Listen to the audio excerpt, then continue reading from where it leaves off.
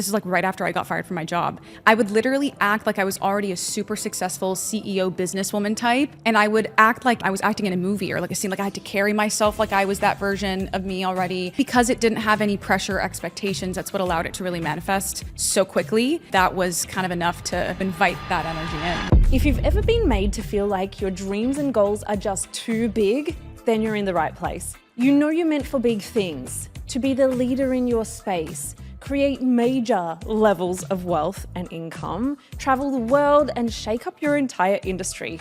Girl, I see you. So many women I speak to are still playing it safe. But the truth? Your next level doesn't wait for permission. You know I play in fantasy land around here, and that's exactly why today's episode is all about. Nadia Khaled was fired from her 9-to-5 for literally filming a TikTok at work. But instead of spiraling, she took it as a sign and built a multi-six-figure business helping women rewire their mindset, master manifestation, and build a magnetic personal brand. In this episode, we're unpacking the identity shift that changed everything for her, the truth about manifestation that most people get wrong, and what it really looks like to go from playing it safe to becoming the face of your own movement. This is the episode that it will remind you just how damn powerful you are. This one's your permission slip to get a little delusional and go after it anyway. Let's get into it. Nadia Khaled, welcome to Unstoppable Success. Thank you. It's great to be here. Oh, I am so excited. Two Delulu girlies. This is going to be one power-packed episode, I already know. For sure. But when I came across you on social media and I knew I was coming down to Miami, I just knew I had to get you on. I love it. I'm really excited for this episode. Likewise. Thank you so much for having me. It's great to be here. First, before we dive in, I have to know, what is your human design? So you're into human design as well? I got so obsessed that I certified and I am like so deep in it, but I don't really teach it. Okay, I I'm just the have same. it as like a tool. Same. That's what I do with my clients too. So I'm a manifesting generator, emotional authority, non-specific, and then my profile lines are 2-5. Yeah. Oh, makes sense. Yeah. Yeah. What about you? 1-3 splenic projector. Okay. Wow. Yeah. I love conversations with projectors. I feel like when manifesting generators and projectors, it's a different type of connection because we operate so differently, and I feel like we were able to really connect on a different level. It's interesting because everyone in my world is either a projector or a manifesting generator, whether it's clients or best friends. And I think manifesting generators see projectors so deeply, and they give the projectors like a platform to like the voice, the energy, the visibility, and I think that's everything a projector wants. Whereas generators just tire me out. Yeah, I feel the much. same way. You feel like there's a little bit of a blockage when you want to expand on a conversation. I think it's because we operate so, at least for me, similarly, because I also have generator in my chart. But that's so fascinating, isn't it? I love it. Okay, so now we could be talking all day about that. But the one thing I always love to ask people when I interview them is give us your biggest unapologetic brag right now, because I honestly believe we need to be more obnoxious about our success. Like, as women, we're taught to be the good girl, don't be too big for your boots, tone it down, don't overshadow anyone. And I'm like, let's overshadow everybody because we deserve to have the platform to brag about it. Totally. I second that. I think it's so important to be able to not feel like you have to dim your light or dim your success to please other people. So to answer your question, one of my biggest brags right now would probably be that I don't really have a set schedule. Like I wake up every day and just create my day from scratch, and I can move anything around. I'm like super flexible with it. I think that's something that a lot of people aspire to, that I'm so grateful to be living right now. So that would be probably my top one. How incredible. Yeah. How does your day work with working with clients, with creating content? Yeah, so honestly, I wake up in the morning and I just kind of feel out my energy and what I need. Like I don't really do anything until I've had a minute to kind of calibrate with myself and figure out where I'm at energetically, set some intentions. And then I always start with a Pilates workout every single morning. That's like a non-negotiable for me. And that's kind of also my time to set my energy as well. Like in the drive, on like in the car, I'm like thinking about visualizing all of my, goals and like what success would feel like in those goals. And then from there, it really just depends. Sometimes I'll have a day where I'm creating content and I'm just having fun with that. Other times I will have like a client call or two. I don't have any more than I would say 2 meetings per day max, whether it's with clients or with brands or with whoever. I don't like spreading myself too thin. Yeah. So that's pretty much it. And the rest of it is just whatever I feel like doing. I just kind of do it, making lunch or just kind of hanging out on my balcony, reading, going for a walk. It really just depends on what I'm in the mood for. Yeah. Okay. So with that, how do you make sure that you have those needle moving moments? Because I think sometimes people hear this, and even when I was quitting my job a long time ago, people would say to me, how are you going to get everything done? How are you going to get anything done? Why wouldn't you just sit on the couch all day and not work towards your goals? How do you balance the freedom and flow and I want to get shit done energy? That is such a great question. I'm so glad you asked, because it was actually quite a learning curve for me to go from having such a set schedule every day, like 9 to 5, to suddenly having all this free time and not knowing how to give myself the right amount of structure. Because you do have to balance those things, right? Like I want to be able to do what I want, but I still have a list of things that need to get done. Because if they don't, then we have a problem, right? So I think for me, what I make sure to do is like every morning I'll create a list of things that I really would like to get done by the end of the day. And like that for me is bare minimum. And if I do anything on top of that, great. If I feel like it, I will. But it's like, it's just that the bare minimum checklist that as long as I get around to doing those things, then all is well. But I do also give myself some flexibility. Like sometimes I'll wake up and I'm like, I actually am checked out for the day. I want to do absolutely nothing. I'm canceling all my meetings. I'm just like hanging out. So I think it's really just about being able to assess your own energy and know what you're able to give that day and create a list you can like look to give you that structure. And also, because I'm a manifesting generator, a big part of my process as well is I look at that checklist and I don't expect myself to get it done in a certain order or in a certain way. I literally look at it like it's a menu and I'm like, which one of these do I want to do first? Like which one feels good for me? And then just kind of go from there. Yeah, so that's so awesome. Something I've had to learn is that as well, because as a splenic projector with a defined root, I go and I don't stop. And then I realize, oh shit, now I've burnt myself out. Yeah. And I had such a rock bottom burnout moment that I had to almost rewire back to that. Similar to you, I never book more than 2 calls in a day because I always want to show up with intention and show up with energy. If I'm working with a client or having a meeting, I want to give them my fullest. I don't want to show up with this bitter energy of, oh, another call. I have to push through I have to push through. Totally. And so for me, I kind of book my stuff in the morning. I might even have 2 to 4 calls a week. That's kind of That's my cadence too. Yeah. And then I call it flow time. And so I check in with myself as well around, do I need a rest? Do I need to binge some reality TV? Yeah. Do I actually feel so lit up that I want to really push and do some epic work? Yeah. So it really is just about like, and that's I think a principle of feminine energy too, of just like you need to check in with your body and see what your body wants, because your brain might have certain expectations for the day, but your body's on a completely different level. And I found that when you follow your body's cues, you really can't go wrong. Like your intuition is so strong in that way. So that is really so important. Yeah.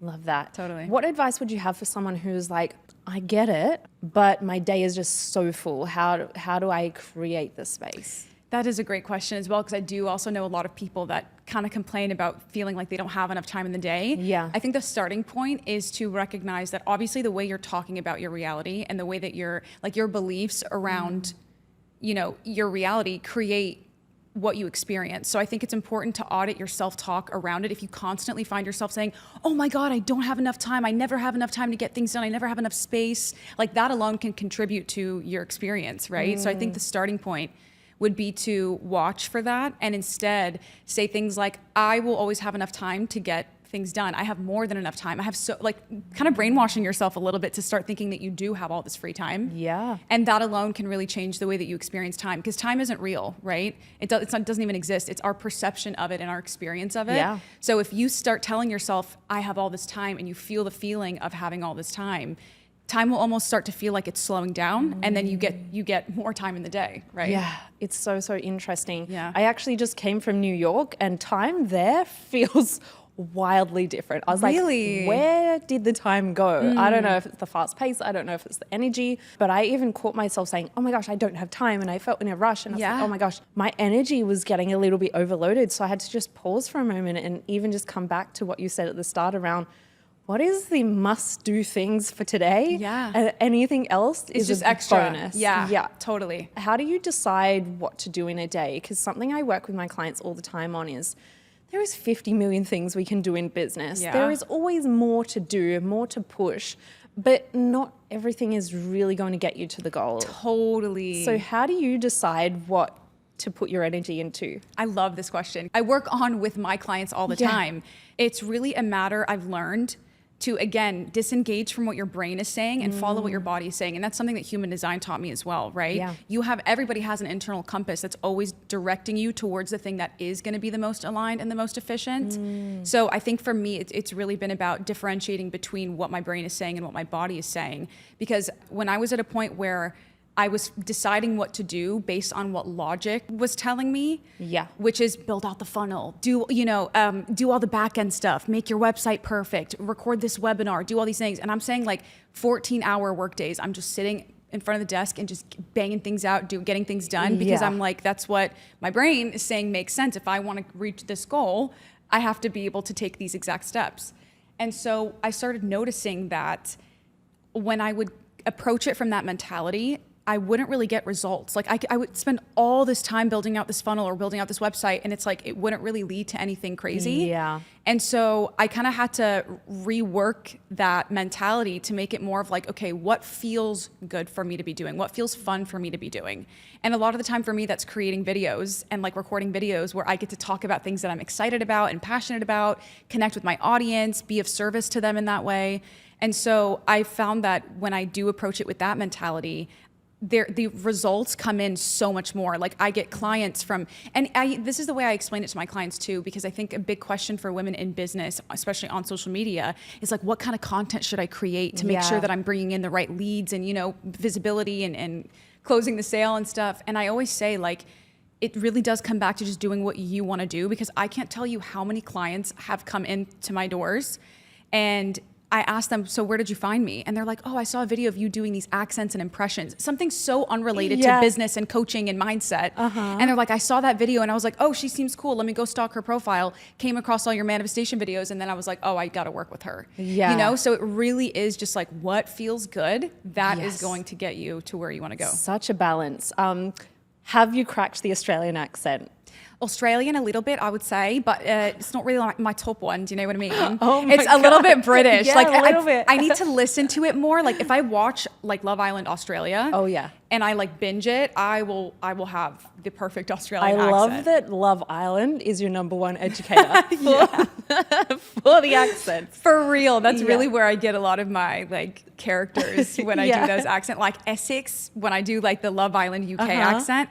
It's like really like, just like a little bit obnoxious, but like the way they are on the show. It's just so funny how that all comes together. Amazing. Well, I'll wait for your Australian accent to come out. Yep, it's next on my list is Love Island Australia. Love Island Australia though, it's not it. But maybe it's just from an Australian perspective. Because I'm like, it's so bogan, and like, I don't know if you know what bogan is. Like in England they have chavs, or it's just like a certain type of person that goes on there. If you have like classy, the opposite. Oh, I know what you're saying. That's kind of like Essex with like, it's almost not lower tier, but it's like people that are just of a certain caliber that sometimes is a little difficult to watch. That's actually how I felt watching Love Island USA. This is my first season watching it. It's like happening right now. And I'm usually on Love Island UK, and watching your own people on there, I felt the same way. I'm like, this is how we're being represented on TV. I don't love that. That's not the vibe. So maybe it's just us as Australians. We're like, absolutely not. Yeah,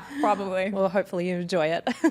Hopefully, we'll see. I'll report back. Yeah, amazing. One thing I do want to talk about is you are the queen of manifestation. Thank you. What's been one of the craziest things that you've manifested? Oh man, there is quite a lot of crazy stuff. I would say probably moving to my dream apartment, because it was literally everything I had put down in my journal, down to the T, like floor to ceiling windows. It's in a high rise, in a city where it's like perfect, like all of those things. And that's probably been like my favorite one, because obviously I've been living in my apartment for like, what, a year and some months now. So that was really amazing. And maybe another one too is when I posted the reel that I did, I don't know if you saw it, where I was doing the Judge Judy impersonation. Yes. Did you see that one? Yeah. So I like subconsciously in the back of my mind was like, how cool would it be if like a celebrity saw this or like interacted with it? And then I found out that Bella Hadid had seen it, and I love her. She's like one of my favorites. So I was like, oh my God, that's like so insane. You know, even like the basic stuff like that has been cool. Yeah. Yeah, that's so exciting. One thing I've always been big on, I mean, from day one in my business, I'm being very Delulu as well. Yeah. I mean, I launched a fashion brand with zero experience. Really? When I was 22 years old. Wow. And within 1 week, I was invited to New York Fashion Week. That's insane. Oh, I just got chills. That's crazy. Wild. And since then, it's kind of been my superpower and something that I share with my clients as well. So I want to know from your perspective, what is one thing that people get wrong when it comes to manifesting? Ooh, I love this question. So I tend to notice, I don't know if you feel the same way about your audience or follower base, but I feel like a lot of the women that follow me are very type A personalities that really like to make sure they're doing all the things and getting it right. They have the routines and the rituals down, and you are what you attract, right? I've struggled with the same thing of like, how do I make sure I'm like doing all the right things and getting all the things done, like writing it down and saying all the affirmations and stuff. And I think that's probably the biggest misconception, is that there is a certain way or like number of things you should be doing, when it's really just about energy.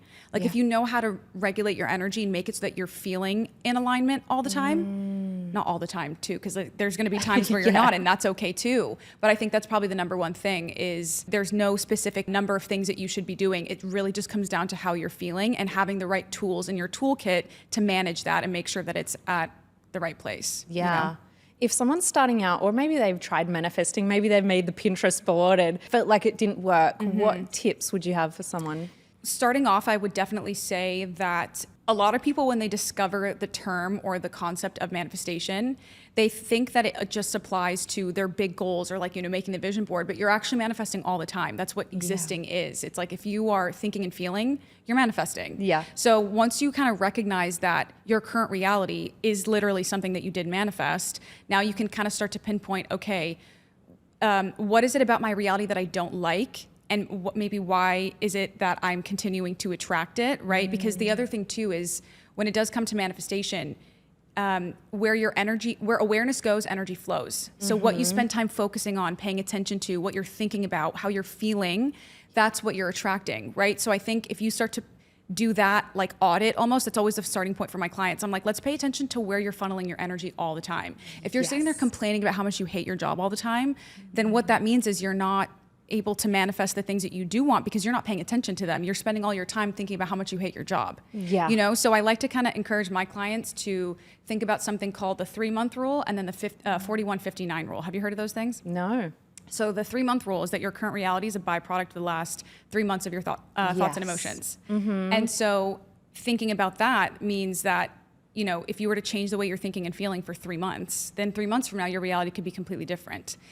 Now, the question is, how often do I have to be thinking and feeling differently to manifest a new reality? That's where the 51-49 rule comes in. You only have to be thinking and feeling the way, in a way that reflects your new reality at least 51% of the time. So a little bit more than half. So if you can give your energy to that new reality at least 51% of the time, you're going to be moving in the right direction. You know? So I think that's where people struggle sometimes. And if you just implement that, you're gonna be golden. Yeah. It's so interesting, because I often say the results you're seeing now are from your past self. Yes, exactly. And the results that you'll see in the future are from the moves you're making today. So that's so similar to the 3-month rule. I just hadn't heard it said in that way, which is really cool. I want to know if someone, because I think the girls in business are always calling in new clients, are always calling in more money. What advice would you have around the 3-month rule or the thought process? What can they start doing? Because I think most of them are focusing on, I need more clients, I need more people, I need more things. What's a small shift they can make that would make all the difference? So this is a really good question. You're really great at asking questions, by the way. These are all so good, and they're like really spurring a lot of ideas for me. So the thing that I always start with for myself is rather than think about, I need more clients, I need to, make more money, whatever, I more so like to connect with their energy and just think about how grateful I am and how excited I am to meet them and be of service to them and be able to serve them in that way. So that is a really good starting point, I would say. And then the second thing is asking yourself, how can I show up as the version of me that has already manifested those clients, right? So the way that came for me is before I ever manifested clients or any real success in my social media business, this is like right after I got fired from my job. What I would do is every morning when I would go to drive to get my coffee, I would do this little exercise with myself and I don't think I realized I was doing it at the time. It's just something that felt fun for me. So that's what I did. But I would literally act like I was already a super successful CEO businesswoman type. And I would act like it was like I was acting in a movie or like a scene, like I had to carry myself like I was that version of me already. I was thinking and like feeling and speaking. I would literally pretend I was on the phone talking to my assistant, talking about, I have to deposit all the cash from this launch. I have to schedule these meetings, whatever, like doing all these things. And again, it was just like I'm just going to think and feel it and be Delulu just for funsies, just to like have a good time with it. And I think because it didn't have any pressure or expectations, that's what allowed it to really manifest so quickly.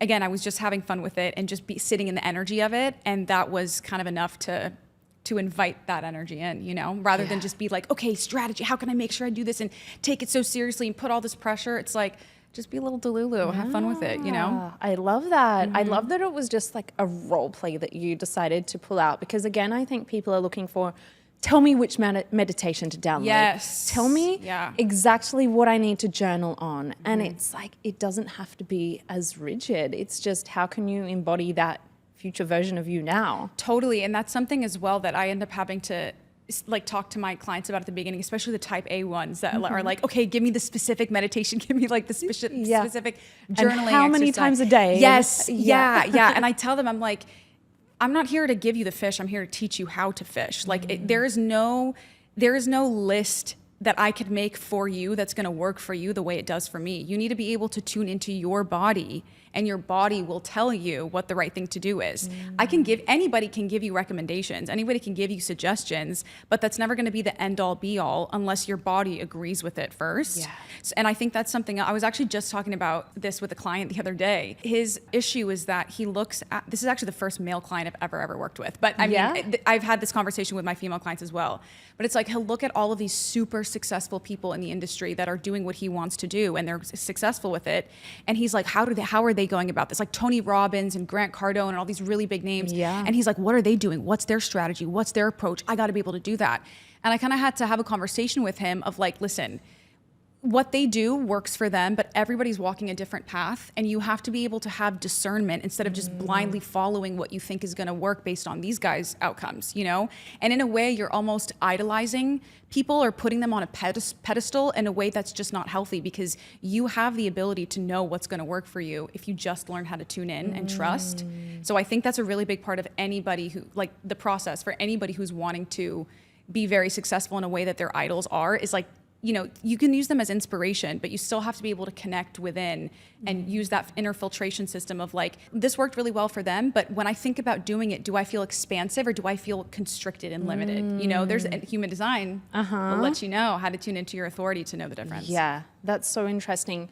Sometimes I find people don't know the difference between I feel contracted because it's not aligned versus I feel contracted because I'm afraid. Yes. How do you discern between them? Oh, it's so funny because I actually always ask I look at my clients' charts first, because if it's sacral, it's going to be a little bit different than if it's emotional, right? Yeah. But the general rule of thumb for me is that like the initial response is the right one, right? So maybe it's like excitement, but then it's followed by, oh my God, but what if? Yeah. Usually, the what if is a secondary anxiety-based thought, whereas the initial reaction was your actual gut, right? But if the first gut response is like, I don't really know if I'm feeling that, or maybe if it feels like a maybe, like I'm not loving it, but maybe it has potential. Yeah. Well, your initial response was, and the secondary was, well, actually maybe. So you got to go with the first one at that point, It's so interesting being splenic. Yeah, what is that like? Difficult, because I can't ask it, oh, what was that again? Yeah, it's like a one-time. So the amount of times I'm like, should have listened to myself. But in the moment, you don't always take note of it until after. Yeah. And then I'm like, oh, I realized. So it's very fast in the moment, intuitive, and then it's gone. Even 2 minutes later, I'm like, what was that again? I have no idea. It just disappeared into the ether. The idea was, or what the thought process, I have no idea. It's gone. And then I'm like, well, let's hope it pops back in when it feels like it. That's so it's so kind of interesting. really challenging, but it means that I have to do things fast. So if I have an idea, I have an app on my phone called Todoist, I'll put it in there straight away. I will write everything down. I'll voice memo. I'll quickly open ChatGPT because otherwise it's gone. It just disappears. Yeah. Oh my God, that's so. I actually have the opposite problem though because I'm emotional. Yeah. So sometimes I'll be like, oh, this feels so exciting. Like, yeah, let's go for it. Before I've given myself time to let that emotional dust settle, and then I end up in these situations where I'm like, oh no, I should have given myself a little bit of time to recognize that this was not actually something that I wanted or that was aligned with me. So I have to be extra patient. I've had to learn to be patient with emotional authorities because I have a lot of splenic projectors in my client base. I think like they had no idea when they signed up to me, but I think it's because I sell fast and they buy fast. Yeah. Whereas emotional, they're like, let me feel into it. Let me take a little bit of time. Really? Like, come on. You either know or you don't. Let's decide. Let's move on. So I've had to really understand that not everyone is as fast Totally. as me. Yeah. And it's been a learning process even through how I sell and totally share content. I mean, I'm so glad you brought that up too, because on the topic of sales, I have also recognized, so the way my funnel works is I have people apply to work with me in coaching. They fill out the application and then we get on a free clarity call to see if it's a good fit. And so something that I have them put on the application is all their birth information so that I can look at their astrology birth chart and their human design map because that will let me know what they need in order to feel safe enough and trusting enough to be able to invest in something that, is aligned for them. So that's a really, really interesting aspect of the whole process. So interesting. As a buyer for me, because I am so fast, if someone, I've been through a process, one of my friends was going to make me get on 2 sales calls and then a follow-up thing, and I was waiting and I was like, I'm on to something else yesterday. So understanding that is so key. So huge. I mean, because everyone is different, but it's also you as the seller and somebody, that's 2 different maps usually that are interacting. So you have to figure out something that kind of works for everybody, but still respects every individual's process. Even when I don't know what their human design is, I'll often use how does that feel? Does that feel aligned? Just because I know 70% of the population are emotional. Oh, really? So, okay, that makes sense because I know so many emotionals. Yeah, it's the majority stakes. So interesting. It's interesting. Yeah. Have you worked with a lot of reflectors before? No. Me neither. I actually haven't really met, I've met maybe one. Yes, yeah. I've worked with one reflector in my entire, and when I saw her chart, I was like, oh my God, everybody stop. There's a reflector in our presence right now, which is just so crazy. Yeah, it's so interesting because obviously they then would take on your identity and your way of moving, but then you're like, but what is right for them? It's when I had to coach a reflector, it was a very interesting experience for that exact reason. Yeah. They require a certain level of guidance. I think you have to be very respectful of the fact that they do tend to absorb the energies of the people around them. So you have to be so distinctively intentional about helping them find their path and their voice and let that be the driving factor for everything. So interesting. Very. Okay, I want to dive into business. I want to dive into getting under the hood of how you run your business. What income streams do you have? Yes. What does it actually look like? Because sometimes people can assume or they see your social media and they're like, I would guess she would make money from socials, and then she does her manifestation. Yeah. But take us through what that looks like. I love this question because I also think it's so important to be very transparent for women around this subject so they are aware of how reachable these kinds of goals are in terms of monetizing on social media. So the first thing I'll say is, so you asked what my monetization really looks like. So the first way I started making money through socials was I actually ended up, after I got fired from my job, I ended up, there was a job listing I saw online, not a job listing, a content creation thing where they were like, can you submit 2 videos for us saying something about our company or a funny skit, whatever, and it'll pay you $200 per video. Yeah. Which is basically a UGC, I would say, right? User generated content, which is where basically a brand will pay you to create content for them that you're not posting on your pages, but they're posting on their own pages. So it was $200 per thing. And then they ended up, getting back to me. They're like, hey, we showed these videos to our CEOs and they really want you to manage our socials and be like the main person for that. So then it led into like a social media management kind of job where I was helping run their socials and like create these like creative ideas and skits and stuff like that that would kind of grow their pages. So that was the next thing. And then in terms of how I was able to make money from it, because I think it's so important to be transparent about this too. It basically was like a freelance thing where I let them know what kind of work I wanted to do and how much I wanted to bill them and how many hours I was going to do it and like every week or every month and what my like retainer was for that. So that one I was making about like $8,000 per month, I would say, which was great. There was like a huge jump from what I was making with my 9-to-5. And that's something I think I want everybody listening to this to take away is that when you're your own boss, your income is never capped. It's just what you decide, right? Like these people basically told me, name your price. We will pay you whatever you want. And when you're a freelancer, that's usually the name of the game, right? Yeah. You get to decide how much money you're getting paid for certain things.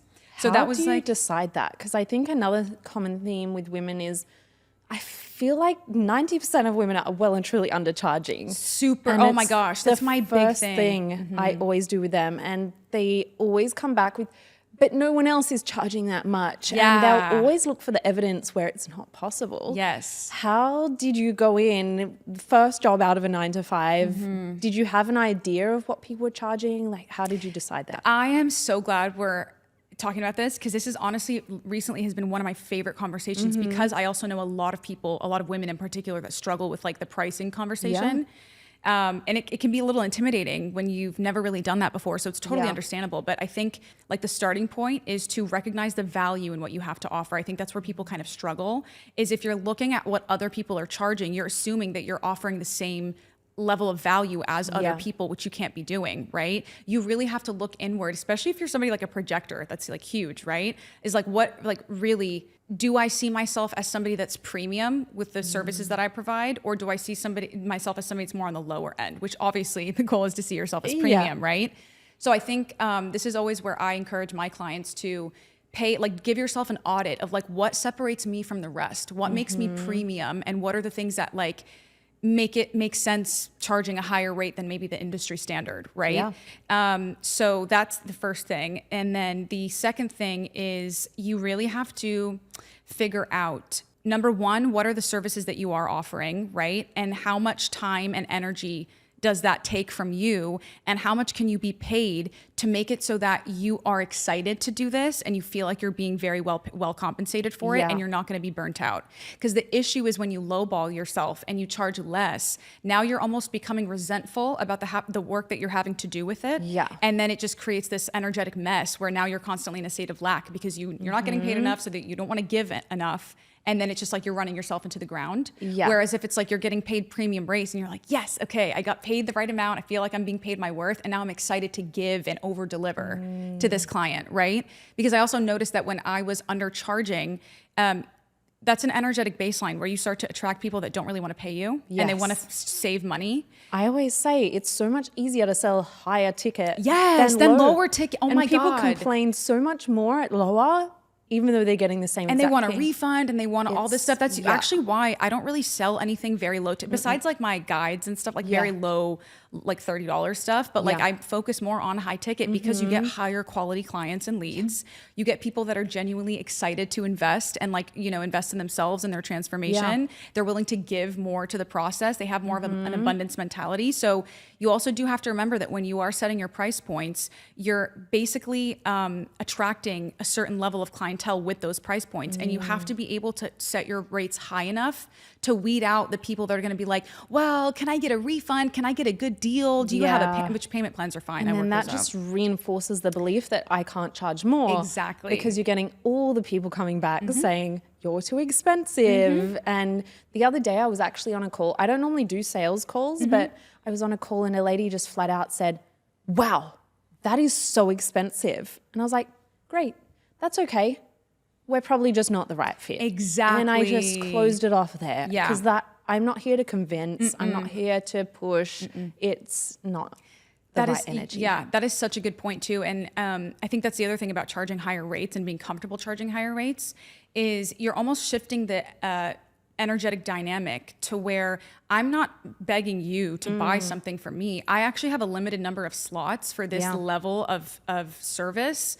And most people are not the right fit, right? It's like almost like there's a level of exclusivity around it of like, you have to be at a certain caliber to be able to invest in something like this. And if you're not the right fit, I'm not afraid to turn you away. Like I've had so many calls with people where immediately I like kind of clock this energy of like, they're super hesitant. They really are just wanting to save some money. They're, you know, and from there I kind of tell myself, maybe this isn't the right fit. And I'm not afraid again to kind of turn those people away and be like, I just don't think this is the program for you. I can recommend other resources, but you know, you're just not really in the right place right now. And that's okay. So I think when you have that mentality, you're going from the pick me energy and it's almost like this desperation to have people buy from you to, I know the right people are going to find this program. And I know the right people are going to be like, please take my money because I'm so ready to have this transformation with you. So you got to be able to know the difference, you know?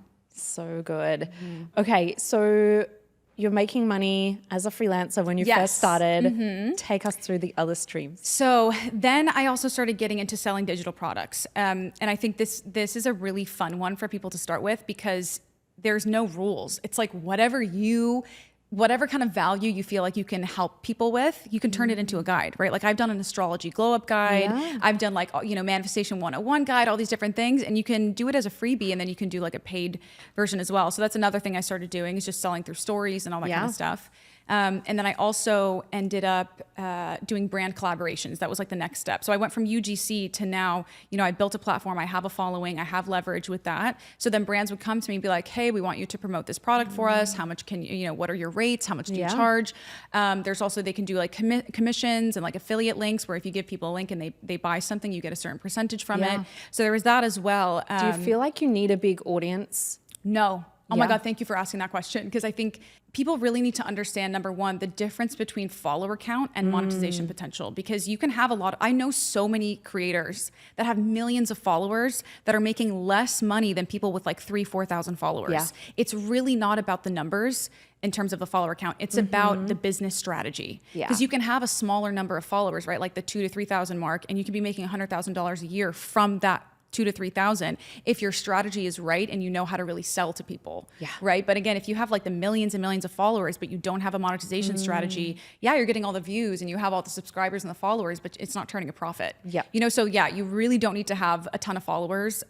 You really just need to have the energy of somebody that knows that people care about what you have to say and that they believe you. You know, you have credibility and you have that kind of authority. So that's a really big one. What's some of the biggest like brand deals that you've landed? Like what kind of? Yes. So I've worked with recently Target was a really big one. I've worked with Spotify has been one of my, oh my God, I love working with Spotify. They're the best. Maybelline, L'Oreal, like those, you know, the bigger brands. And you do have to kind of recognize, this is something I struggled with at the beginning. There's going to be certain brands that just don't have the budget because they're a smaller brand. Maybe they're a small business. Maybe they just kind of, you know, they're a startup and they don't have that kind of money. So you have to be able to know how much do you want to be charging for that kind of thing and what brands are you willing to turn away because maybe they're just not the right fit.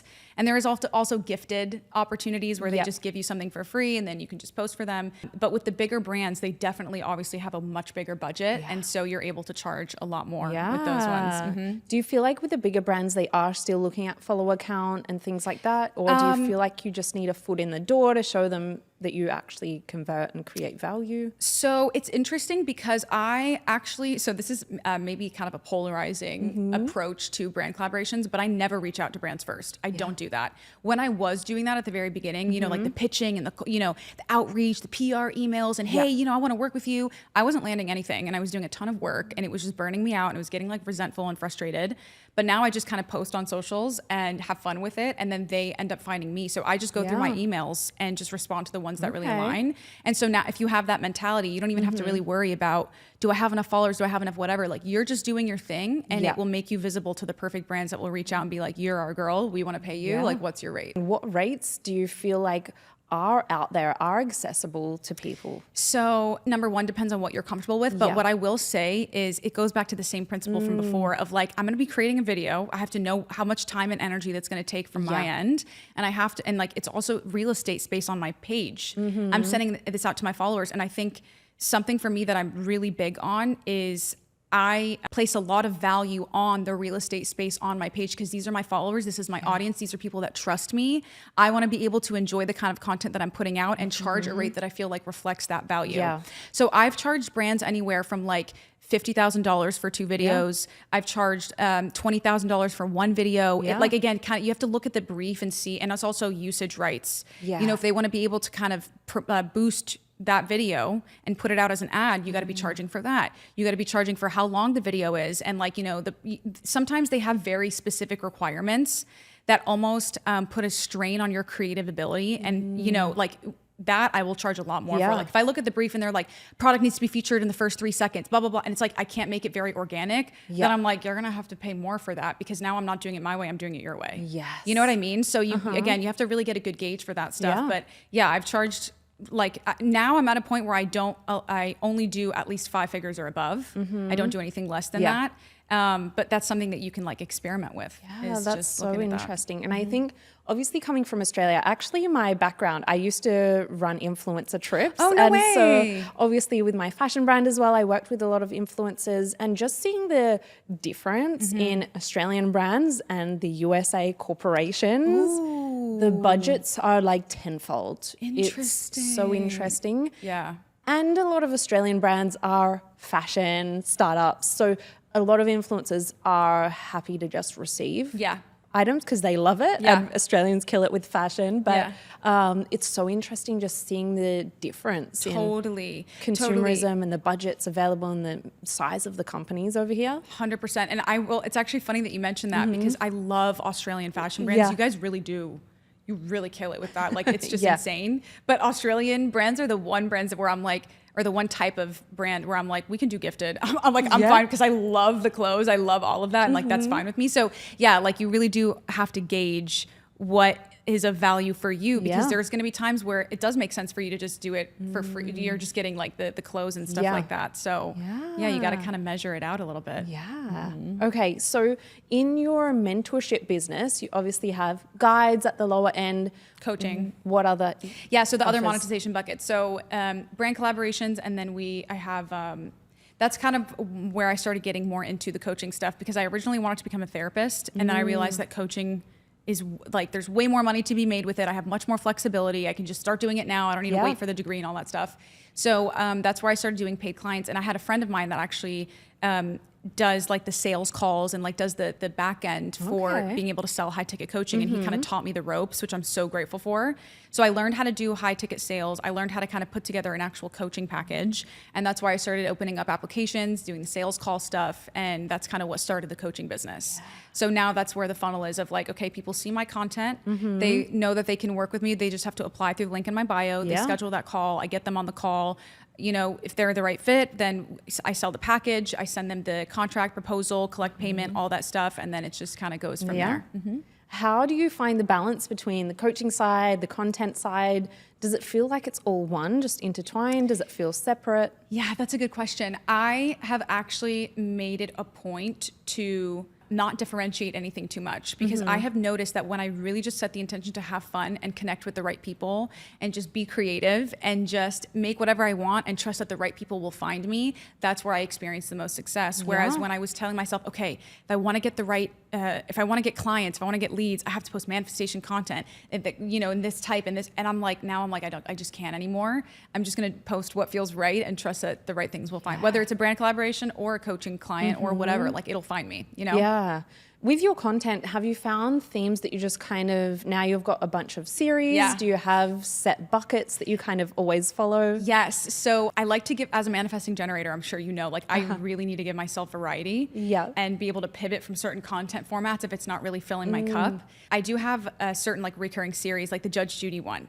So that, like the acting style stuff, I noticed people really love it. Like I get comments on those being like, I put this on the background while I'm studying and I just listen to it on a loop and I'm like, what? That's insane. So I do gauge like what people like and like, you know, the response, and I measure it against like what if I enjoy it. the idea? Do you love Judge Judy? Like where did it come from? So that, and I'm glad you asked this too, because there's a big lesson in this, I think, for everybody when it comes to acting on your creative ideas, which is huge. But for me, I've always, since the beginning of my social media career, or just like me as a person in general, I love imitating people, like the accents and the impressions and like embodying somebody else's energy, whether it's for fun or for whatever. Like I really love doing that. And it's something that I've done when I did those first couple UGC videos. It was a funny skit. And then I ended up creating a skit for them where it was like I created these characters that had these, and one of them, it's so funny actually, I'm just now realizing this. One of the skits that I made for that company was called Gen Talk. And so it was where I was acting like every generation in the workplace, boomers, Gen X, millennials. And the boomer accent that I did was exactly Judge Judy with her cadence and her accent and her, and you know, and I grew up watching her, so I like knew her, but that's kind of where that started for me of like embodying those energies. And so I ended up seeing a video on my For You page a couple months ago where somebody was doing a lip sync of Judge Judy, and I tried doing it, and it was fun. Like I practiced it a couple times, but like it wasn't really hitting. Like it wasn't like, oh, this is like the one. So I practiced it a couple times, left it in the drafts, whatever. And then I was scrolling through my For You page again, and then I saw somebody that had put the computer in front of them, or like in front of the camera, so it would show the scene, and then the person was behind the computer, and they were like mimicking it. And I was like, oh, I got to do this with the Judge Judy one. This one feels way more fun. And then I sat down and filmed it in literally probably like 10 minutes. And then posted one of the first drafts, and that just like really took off. So yeah, it's the creative lesson in that is like you're gonna get sparks, or like we know with the manifesting generator, it's the response. I'm like, ooh, something really lights me up. I'm like, I got to do this.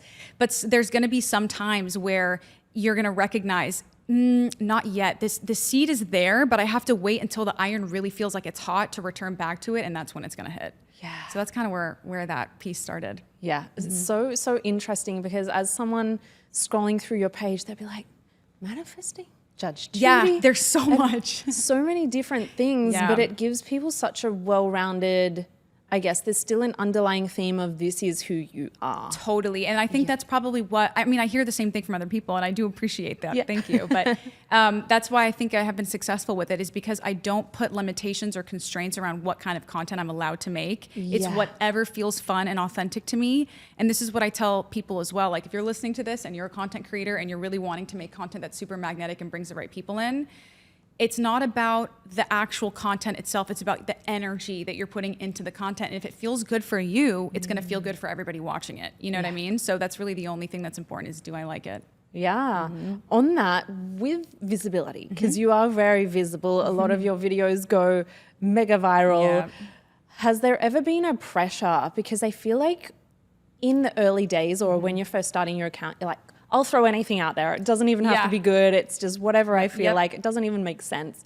Have you ever felt the pressure as you've gained more visibility to always show up in a certain way or make sure that it hits? Like, yeah, that's a great question. So this is something that I definitely learned throughout the process, but just because something performs super well, I make it a point to not try to recreate it in the same exact way, because that goes into now I'm going based on logic instead of what feels good. And I'm trying to mimic the creative essence of something when you can't mimic the creative essence of something. By default, a creation is unique to that moment and that version of you that created it. So if you just keep trying to recreate that over and over, it's going to lose its spark. And so that's where I've learned to really honor the process of like, this went really well, people really loved it, but how can I make sure that I'm still following my internal rhythm of what feels good for me? And that's why I ended up doing a second version of the Judge Judy video that was like, not felt forced, but like I saw a lot of people were like, oh, we need more of this. And I just kind of waited for another Judge Judy clip to surface where I was like, oh, I want to recreate this. Posted the second one. It did good, not as much as the first one, but it did well. So then from there, I'm like, okay, I'm just going to kind of leave this for now. I'm not going to, even though people are asking for it and they really want it and they really like it, I'm just going to put it on pause until I feel that zestiness for it again in a way that feels newer. And then that's where I saw the Justin Bieber one. And I was like, oh, I got to do this right now. This one feels fun and new. And it's like not stale because I'm repeating the same exact thing. Like the format is similar. So then I posted the Justin Bieber one, and it hit almost the same level as the original Judge Judy. So it's like really being able to, you're following what you know other people want to see, but you're not putting that above what you want to do. Like what you want to do needs to take precedence above everything else. And that's, I think, like the secret sauce to winning. So much value. Okay, my final question is, what does unstoppable mean to you? Unstoppable to me means creating my own rules around what's possible for me and not looking to anything outside of me to kind of set that standard. Like if there's something that I truly desire and I believe in it, then it's achievable. And whether or not it follows the same path as somebody else doesn't matter. It's me and the universe against the world, baby. It's whatever I want's gonna happen. Yes. Yeah. I actually find that is the key to avoiding comparison. Like how can you compare yourself when you're just creating something that has never been done in the way you want to do it? Exactly. And that's like where human design was so impactful for me when I read about what it means to be manifesting generator and like knowing that you're going to walk a path that nobody has done before because you're interested in so many different things that you're meant to blend into something new. It just made me feel more comfortable with, I'm going to do it in a way that no one's done it before. And that's actually my superpower. So exciting. Yeah. Okay. Is there anything that you're working on or that's next? Oh, yes, actually. I haven't actually put this out there yet. Okay. So this would be like the first almost like announcement. But I am going to be writing a book. That's like my next thing. My gosh, congrats. Thank you so much. I'm really excited to enter my author era because I have been really craving something new. Yeah. And like a different format, a different direction. So I'm excited about that one. Are you able to give us any sneak peeks? Yes, the concept of the book is going to be basically about what I feel like my biggest journey has been throughout my whole life, which is learning how to let go and trust and like receive. So something around those lines. It's going to be written in the format of, have you seen The Creative Act by Rick Rubin? No. Oh my God. You need to read that book like tomorrow. And if you're listening to this and you like the stuff that we talked about today, you need to read it too. It's called The Creative Act by Rick Rubin. And basically the way it's written is instead of it being like a long chronological chapter to chapter, it's just like every chapter is like 2-3 pages of just like a very concise idea that's being explained. So you can almost just look at the table of contents and be like, what do I need today? What do I need to be reminded of? And then just go to that. So that's the plan so far. I'm so excited to see it come out. Thank you. Congratulations. Thank you so much. Thank you for sharing all of your wisdom. I'm sure we could sit here all day. For sure. Go deep into the depths of every element. But thank you for everything. Thank you for having me. I hope you guys enjoy. And I'm excited to watch it back once this comes out. Thank you.